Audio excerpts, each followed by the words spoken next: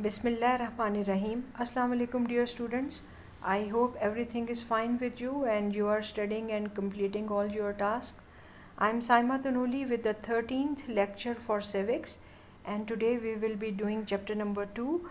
Open your book on page number 47. We will be discussing the appointment, the role of the president and the prime minister. This is on page number 47, that is Article 41 of 1973 Constitution proclaims there shall be a president of Pakistan who shall be the head of the state and shall represent the unity of the republic. That is, the president holds a very significant position, and though that may be nominal, but he is considered as the head of the state. Head of the government is the prime minister. 1962 Constitution provided presidential form of government under which the president enjoyed real powers and absolute autonomy. Unlike earlier constitution, the present constitution is having a parliamentary or cabinet form of government in which we have the chief executive, the prime minister. The president of Pakistan under this constitution is only a head of the state. Certain conditions are must to become the president of Pakistan. That he must be a Muslim, must be a citizen of Pakistan, at least 45 years of age, and must be qualified to be a member of the National Assembly. The president cannot hold any office or profit in the service of Pakistan or occupy any other position. He is elected by the majority votes of the members of the two houses, that is the parliament consisting of the Senate and the National Assembly sitting in a joint meeting. Provincial assemblies also take part in this election. So he is elected by the parliament, and the president hold office for a term of 5 years. That is, and can be elected for second term as well. He continues to hold office until his successor replaces him. The president takes oath of his office before the Chief Justice of the Supreme Court. President holds a nominal position, though he is the head of the state. Therefore, the President of Pakistan does not enjoy real power as exercised by the Prime Minister and his cabinet. The President, as a head of the state, has all the executive, legislative, judicial and emergency powers. That is, he appoints all the highest officials of the Pakistan government, such as the Chief Justice and other judges of the Supreme Court. The Chiefs of Staff of the Naval, Air and Land Forces, the Attorney General of Pakistan, members of the various constitutional commissions like the Islamic Advisory Council, the governors of the province, etc. They all are, we can say, appointed by the president. If Prime Minister has to resign his office, he may resign by writing under his hand address to the president. So this gives him this authority. He summons and can dissolve National Assembly. All bills passed by the parliament must be signed by him to become laws. कोई भी bill जो जब तक president sign नहीं करता उसको law नहीं बनाया जा सकता. He issues ordinances. That is, he has the power to grant pardon, that is forgiveness, maafi, in case of or remit or commute any sentence passed by any court or tribunal. We must have seen that in on dates like when we are having national occasions, 14th August or 23rd March, most of the time president grants pardon, माफ़ी दे देते हैं बहुत सारे कैदियों को, उनकी सज़ा को कम कर देते हैं, 3 महीने कम कर देते हैं, 6 महीने कम कर देते हैं. So that is what he can do. He can declare emergency. That is, in case of a threat to the security of Pakistan or any part of it, he can proclaim, that is to announce a state of emergency during which the country or disturbed part will be under direct control of the central government. He can suspend fundamental rights during emergency period. वो fundamental rights को भी for some time suspend कर सकते हैं, रोक सकते हैं किसी emergency की सूरत में. Chairman of the Senate acts as president in his absence. That is, in case the office of the president becomes vacant, khali hai, by reason of death, resignation or removal of the president, the chairman of the Senate, or if he is also not there, then the Speaker of the National Assembly can act as the acting president until a new president is elected. So this was the all about the appointment and the role of the president. Coming to the role of the and the selection of the prime minister, that is, according to the constitution, in a parliamentary form of government, हमारे यहाँ दो forms of government है, presidential and the parliamentary. In the presidential we have the chief executive, that is the president, and in parliamentary form of government we have the chief executive as the prime minister. Prime minister is the leader of the majority party of the parliamentary system. He is elected for a term of 5 years, and at the same time he takes oath of his office before the president, and the prime minister is the chief executive of the federation. He is elected by the citizens of Pakistan for a term of 4 years. Before electing the prime minister, the National Assembly elects speaker and deputy speaker during the very first session of their first meeting, and then announces a Muslim candidate for the prime minister membership and elects one of them. It is also necessary that he should win more than half of the total National Assembly members' vote, as he is the member of the majority party and he is selected by a majority votes also. After election, the leader of the party winning more favorable votes in assembly is called upon by the president to assume the office of the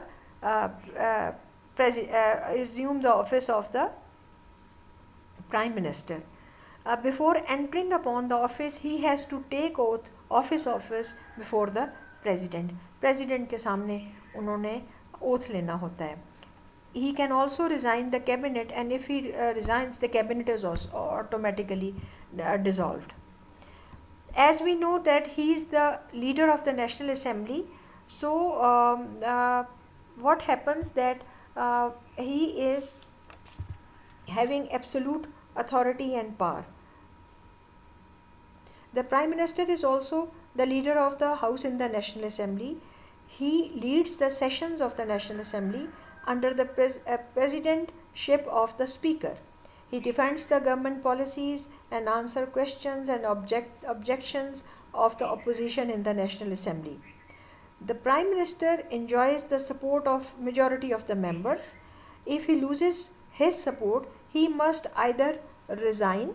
Removal of the Prime Minister is through resignation or vote of no confidence from the opposition. Opposition he उनको और या फिर members of the assembly can give him a vote of no confidence, and then he can lose his power or he can lose his seat.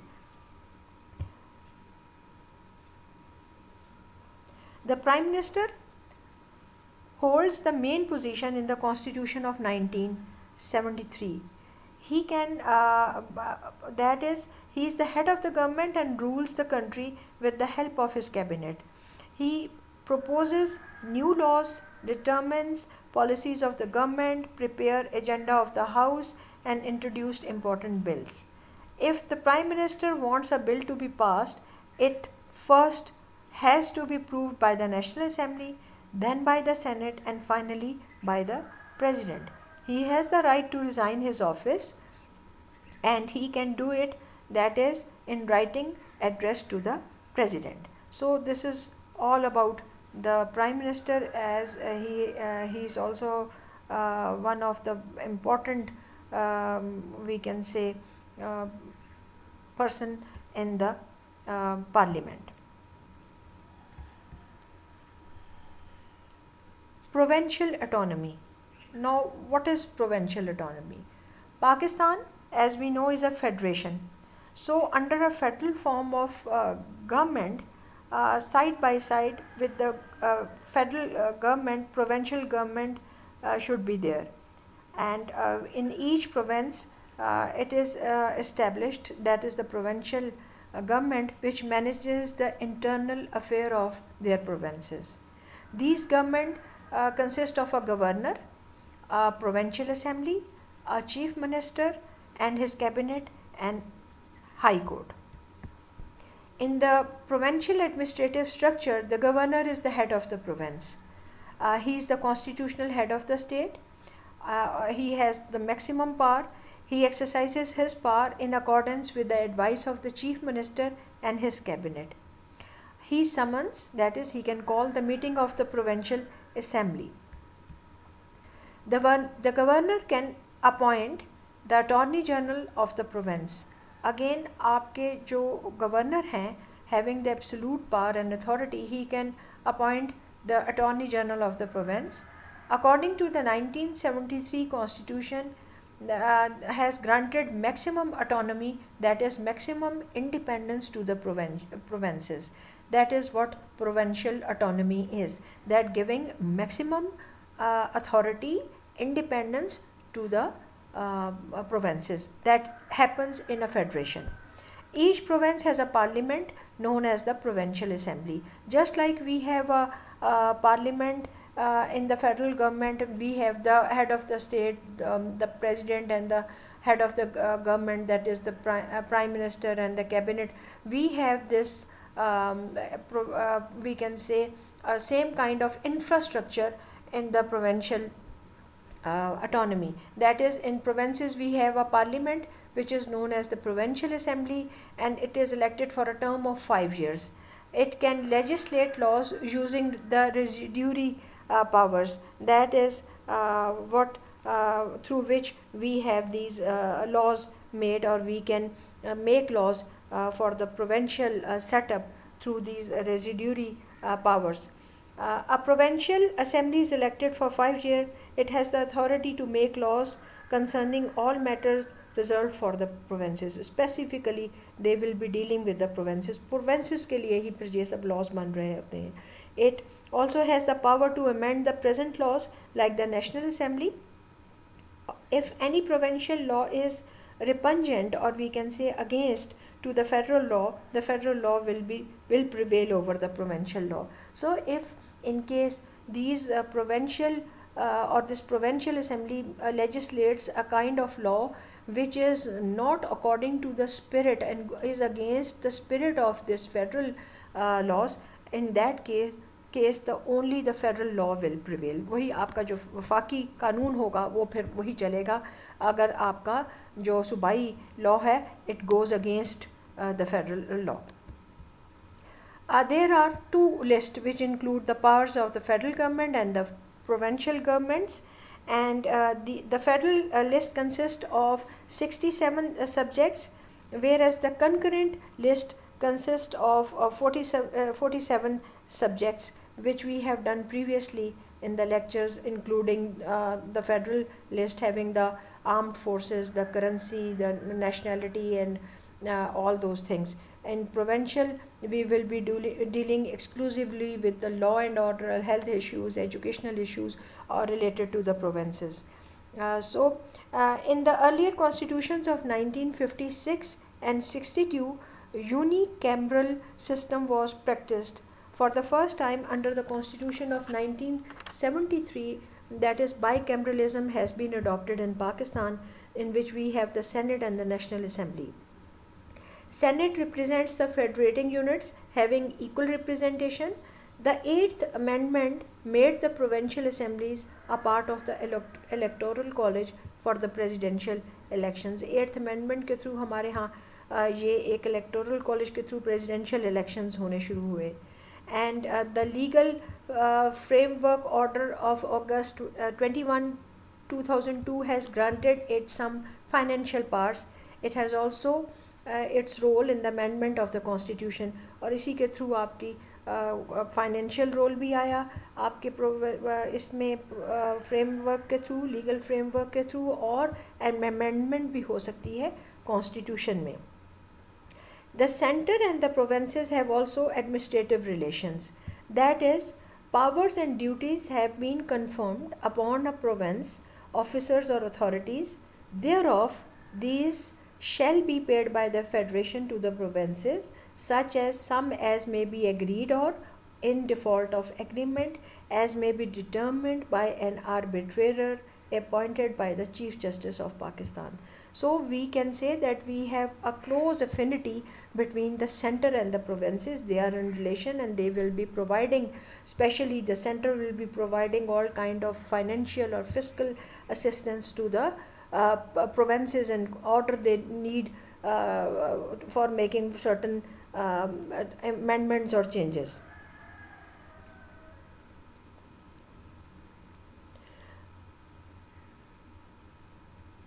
So we can say that